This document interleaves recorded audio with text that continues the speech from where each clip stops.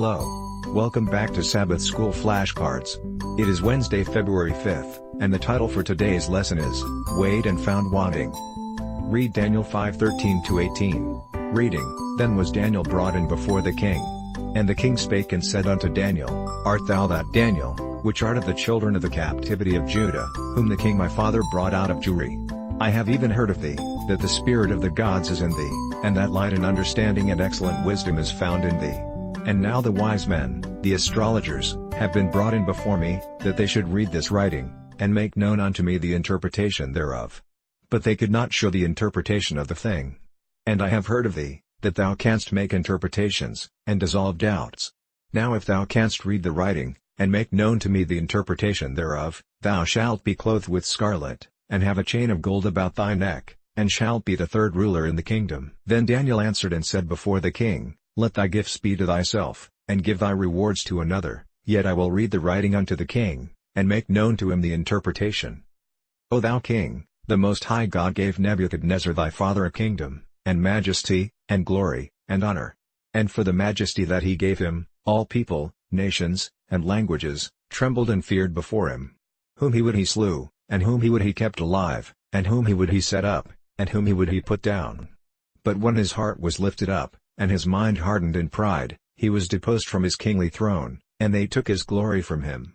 And he was driven from the sons of men, his heart was made like the beasts, and his dwelling was with the wild asses.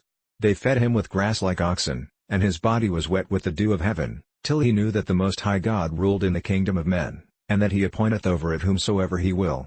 And thou his son, O Belshazzar, hast not humbled thine heart, though thou knewest all this, but hast lifted up thyself against the Lord of heaven. They have brought the vessels of his house before thee, and thou, and thy lords, thy wives, and thy concubines, have drunk wine in them, and thou hast praised the gods of silver, and gold, of brass, iron, wood, and stone, which see not, nor hear, nor know. And the God in whose hand thy breath is, and whose are all thy ways, hast thou not glorified. Then was the part of the hand sent from him, this writing was written. And this is the writing that was written, Mene, Mene, Tekel, Upharsin. This is the interpretation of the thing. Mene, God hath numbered thy kingdom, and finished it. Tekel, thou art weighed in the balances, and art found wanting. Peres, thy kingdom is divided, and given to the Medes and Persians. What is the reason Daniel gives for the soon-to-come demise of this king? Bring your answer to class on Sabbath. Forced by the circumstances, the king resorts to consulting Daniel, but he seems to do so with reluctance. This may tell more about the attitude of the king toward the God of Daniel than toward Daniel himself. In turn, Daniel's response to the king's offer of reward says a lot about Daniel's priorities and character. It is also likely that Daniel, knowing the meaning of the mysterious words, realizes just how worthless the reward really is. Daniel then indicts the king on 3 counts. First, Belshazzar totally has ignored the experience of Nebuchadnezzar. Otherwise, he would have repented and humiliated himself like his predecessor. Second, Belshazzar has used the temple vessels in order to drink wine and to praise his idols.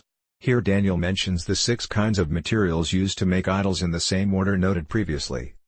Third, the king has neglected to glorify God, the one, quoting Daniel 5:23, who holds your breath in his hand and owns all your ways. End of quote. Having addressed the failures of the king, Daniel proceeds to the interpretation. Now we learn that the divine graffiti consists of 3 Aramaic verbs, with the first repeated. Their basic meaning should have been known to the king and his sages: Mene, counted, Tekel, weighed, and Peres, divided.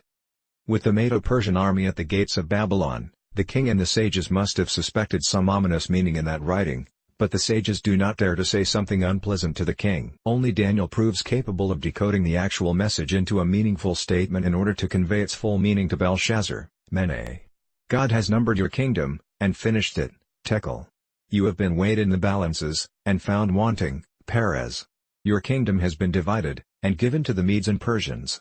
Daniel 5:26-28. Not exactly words of comfort and cheer. Judgment comes swiftly upon the king. How can we learn to trust God in cases in which, for the present, justice and judgment have not yet come? See Ecclesiastes 3:17. Reading, I said in mine heart, God shall judge the righteous and the wicked. For there is a time there for every purpose and for every work. Ecclesiastes 8:11. Which reads, Because sentence against an evil work is not executed speedily, therefore the heart of the sons of men is fully set in them to do evil. Along with Matthew 12:36.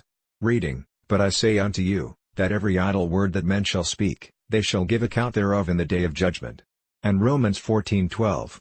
Which reads, So then every one of us shall give account of himself to God. Discuss your answer in class on Sabbath. This is Witness Glenn. Have a wonderful day. And please remember to like, subscribe and share.